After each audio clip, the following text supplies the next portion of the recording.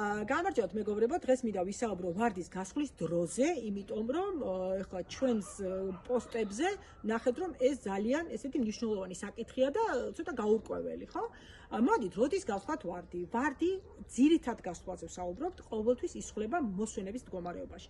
მოსვენების მდგომარეობა ვარდისთვის ეს არის ნოემბრის ბოლოდან, სადღაც ახალი ყლორტების გამოსვლამდე გაზაფხულზე, ხო?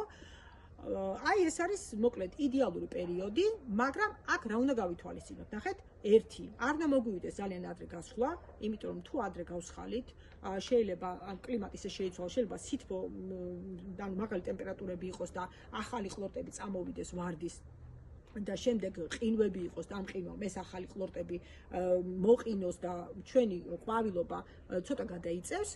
აგრეთვე თუ დაგვაგვიანდა ჩვენ გასვლა, იმიტომ ზოგი ამას რომ მოდი მარტში გავსხლათ, მარტი ჩემი აზრით ძალიან გვიანია, გააჩნია სად ვართ ხო, ტერიტორიულად, თუ დაგვაგვიანდა, მაშინ იგივე, ახალი ყლორტები, რომელზეც მცენარემ დაახარჯა ბევრი ენერგია ახალი ყლორტების წამოსასროლად და იმ ყლორტებს მოვაჭრით, რა თქმა უნდა, შემდეგ უკვე თავიდან ახალი ყლორტების გამოსაცემად მცენარეს დაჭირდება კიდევ ენერგიის ხარჯვა და ესეც ყვავილობას გადასცემს.